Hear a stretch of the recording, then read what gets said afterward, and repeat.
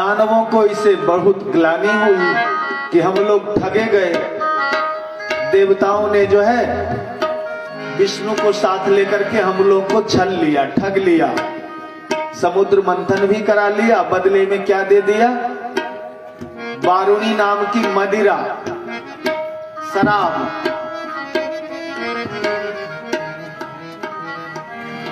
दानव लोग समझने लगे कि यही शराब अमृत है। उस वारुणी शराब को पी करके मदमस्त हो गए। बाद में होश आया तो उनको लगा कि हम छले गए, ठगे गए हैं। शुक्राचार्य जी को भी बहुत विस्मय हुआ कि मैं भी जो है गुरु होने के बावजूद भी इन लोगों के सामने ठगा गया। अब जो है बहुत वर्ष बीत गए, देवता दानवों में फिर से युद्ध हो गया।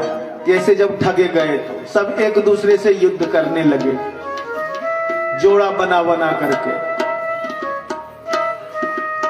माली सुमाली सब एक दूसरे से कट मर करके मर गए। सब देवता उस समय विजयी हो गए और स्वर्ग पे जो है देवताओं का फिर से आधिपत्य हो गया।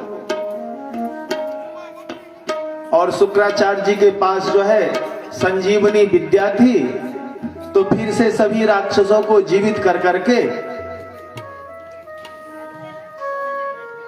फिर से संगठन बनाया। बहुत वर्षों तक जो है पृथ्वी पर फिर से बाली का राज्य रहा, लेकिन स्वर्ग से तो बलि का राज्य रहा पृथ्वी पर, परंतु स्वर्ग से तो वो पदच्युत हो गया था अमृत नहीं पीने के कारण। फिर से दानवों को संगठित करके शुक्राचार्य ने राजा बलि से यज्ञ कराने लगे। राजा बलि ने 99 यज्ञ पूर्ण कर लिया शुक्राचार्य के माध्यम से। और जो है अब 100वां यज्ञ होने को था, सारी तैयारी हो चुकी थी। और फिर से यह यज्ञ इसीलिए किया जा रहा था कि फिर से जो है तीनों लोकों में दानवों का शासन का आधिपत्य हो जाए। तो अदिति के पुत्र हैं वामन भगवान। इधर यज्ञ की तैयारी चल रही थी राजा बलि के, और खूब धूमधाम से एक से एक विद्वान बुलाए गए राजा बलि की यज्ञशाला में।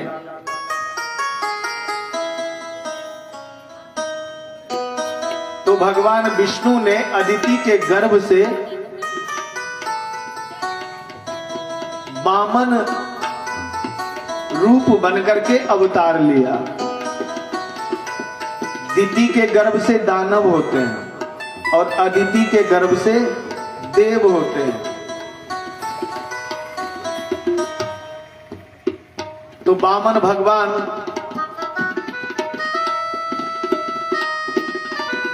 उनके यज्ञशाला में पधारते हैं। और राजा बलि प्रहलाद के वंशज थे, तो हर एक यज्ञ में वो बहुत सारे धन, अन्न, स्वर्ण, आभूषण, हीरे मोती दान किया करते थे। तो वामन भगवान उन राजा बलि के यज्ञशाला में पधारे। बोलो वामन भगवान की जय। अब राजा बलि के जो है यज्ञशाला में वामन भगवान पधारे, तो ऐसे अलौकिक सुंदर बालक को आज तक जो है राजा बलि ने नहीं देखा। राजा बलि की पत्नी का नाम इंदुमती था। वो भी ऐसे बालक को देख करके आश्चर्य की उसकी भी सीमा न रही कि ये इतना सुंदर बालक आखिर किसका है और हमारे यज्ञ में क्यों पधारा। उनके द्वारपाल ने भी राजा बलि के जो यज्ञ रक्षक थे उन्होंने उनको रोका। तो उन्होंने कहा कि मैं ब्राह्मण हूं और जो कुछ भी मांगने आया हूं मैं राजा बलि से ही मांगूंगा।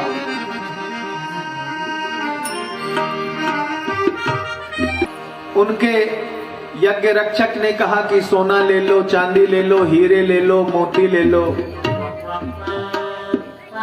और यहीं से लौट जाओ। राजा बलि अभी यज्ञ में व्यस्त हैं, तो बाद में आकर के ले लेना कुछ।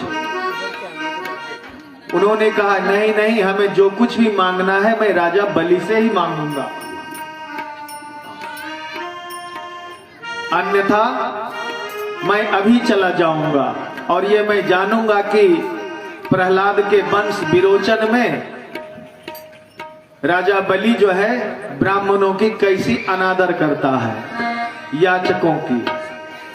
और जब ऐसी बातें होंगी तो राजा बलि का यश कम होता जाएगा, कीर्ति कम होते जाएगी। और राजा बलि को जब ऐसी बातें मालूम हुई तो उन्होंने यज्ञ रक्षकों को कहा कि उस बालक को हमारे पास आने दो, वो बालक जो मांगेगा वो मैं अभिलषित उनकी इच्छा पूर्ण करूंगा।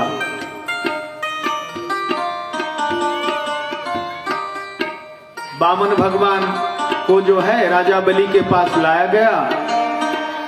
राजा बलि ने कहा कि हे वामन देवता, आप किस काम से आए हो? क्या कोई किसी प्रकार की आपको दिक्कत है?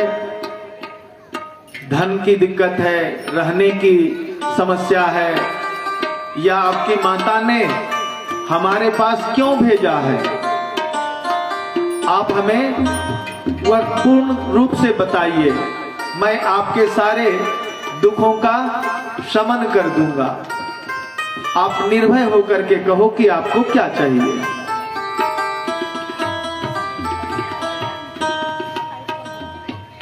तब भगवान वामन कहते हैं कि देखो राजा बलि, मैं गरीब ब्राह्मण का बेटा हूं, मेरे पिता भी ना रहे, मेरा संध्या बंदन आदि का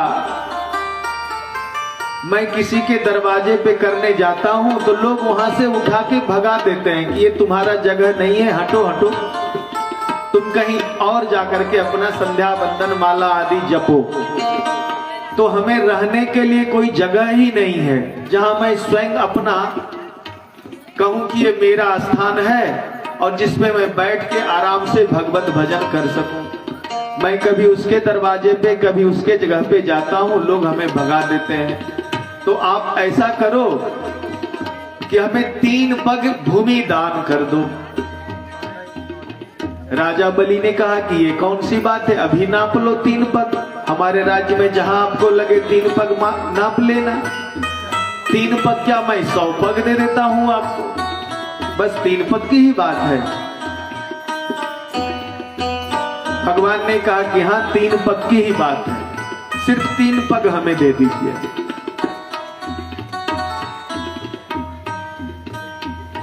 परंतु बलि के जो गुरु थे शुक्राचार्य, वो भगवान को पहचान गए कि ये तो कोई साधारण बालक नहीं, ये स्वयं भगवान नारायण जो है वामन का रूप धारण करके हमारे यजमान बलि को ठगने आए हैं। आज इसका सर्वस्व ये हर लेंगे, 3 पग पृथ्वी दान के नाम पे।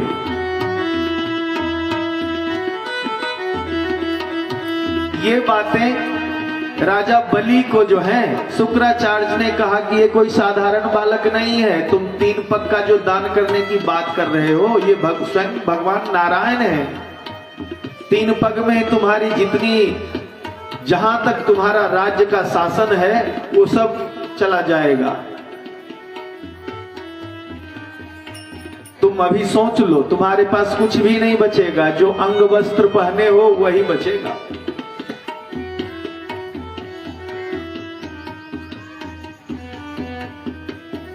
इसको कहते हैं सर्व दक्षिण यज्ञ। राम जी के भी वंश में राजा रघु ने सर्व दक्षिण यज्ञ किया था। सर्व दक्षिण यज्ञ में यह होता है कि अपने जो वस्त्र आप पहने हुए हैं, राजा रानी या आपके जो भी इष्ट मित्र उस यज्ञशाला में, वही आपके पास रहता है, बाकी सब दान हो जाता है। तो सर्व दक्षिण यज्ञ जो है, सर्व दक्षिणा यज्ञ राजा रघु ने भी किया था, और राजा बलि भी वही सर्व दक्षिणा यज्ञ ही कर रहे थे। तो ऐसे में भगवान जो है पधार गए कि 3 पग भूमि दो, और ये बातें जो है शुक्राचार्य जान गए। तो राजा बलि ने कहा कि अभी ले लो, 3 पग कौन सी बड़ी बात है। तो उन्होंने कहा, भगवान बामन ने कहा कि नहीं नहीं, ऐसे नहीं, पहले संकल्प करो, संकल्प करो, संकल्प करने के बाद ही प्रतिज्ञा करनी पड़ती है कि ये दान दूंगा, तभी तो। बाद में तुम अभी बोलो, बाद में कुछ कह दो तो, इसलिए संकल्प करो, प्रतिज्ञा करो। ये कमंडल से जल लो हाथ में, और मैं मंत्र बोलता हूं, प्रतिज्ञा करो, संकल्प करो।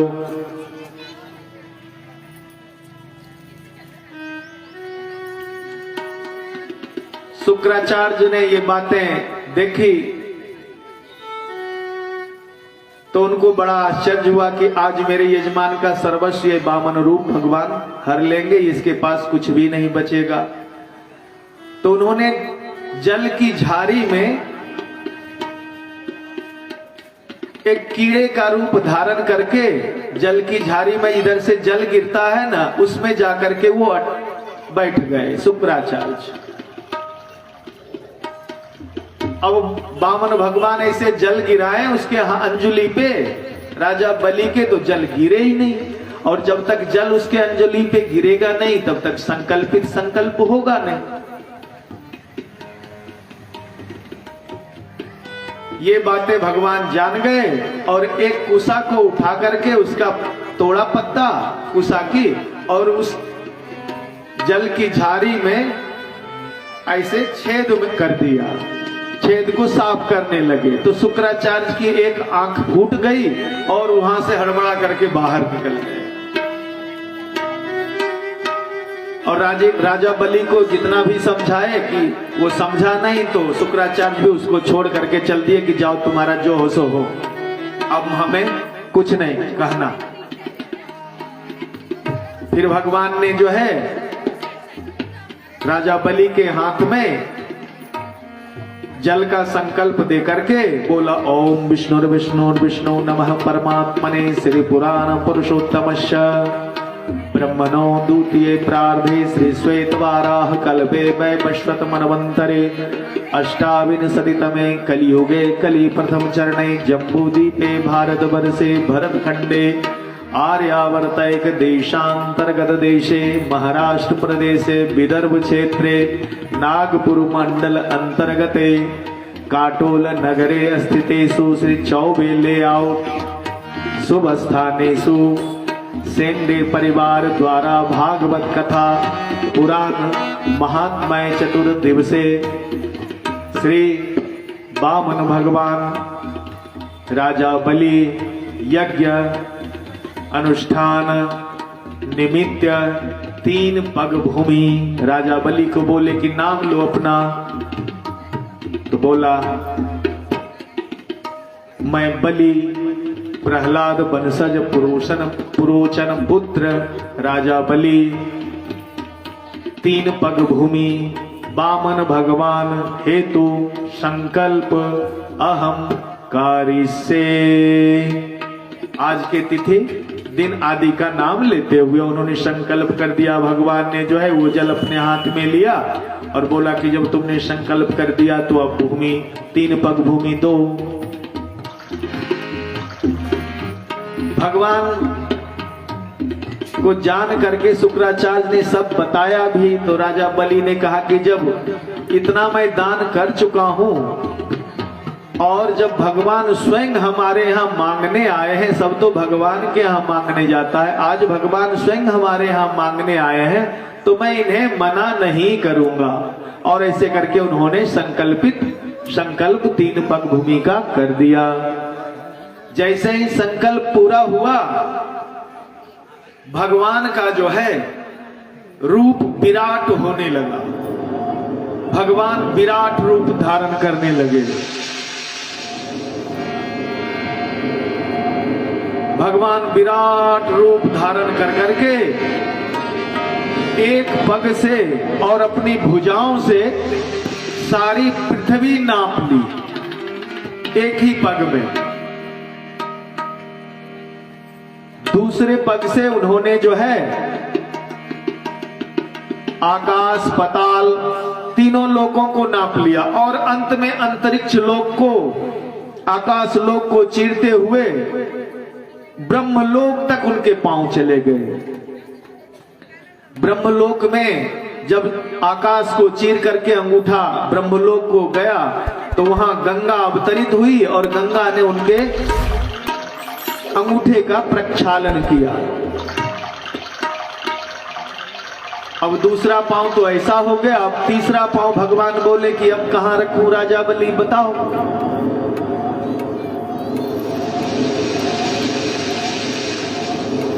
दो पांव में तो, एक पांव में तो पृथ्वी हो गई और एक पांव में स्वर्ग आदि लोक भी हो गए, नीचे के भी लोक हो गए, सुतल लोक, तलातल लोक, पाताल लोक, महातल लोक, धरातल लोक, सब लोक हो गया। ऊपर के भी भूलोक, भूवर लोक, महर लोक, स्वर्ग लोक, जनह लोक, तपह लोक, सत्यम लोक तक उनके पांव चल गया दूसरे पांव में, दूसरे पग में। तीसरा पांव रखने के लिए कोई जगह ना बची तो शुक्राचार्य ने समझाया और उनकी पत्नी ने समझाया कि हे स्वामी, अब तो कोई लोक बाकी बचा नहीं, अब भगवान के शरणागत हो जाओ और भगवान को कहो कि तीसरा पांव जो है जो गंगा लोक में गया ब्रह्मलोक में, वो नीचे करें तो सर के ऊपर ही रख दें तीसरा पांव, पग। तो भगवान ने जो है तीसरा पग जो है राजा बलि के मस्तक के ऊपर रखा और तब उसका राजा बलि का अभिमान चूर हो गया। बोलो वामन भगवान की जय।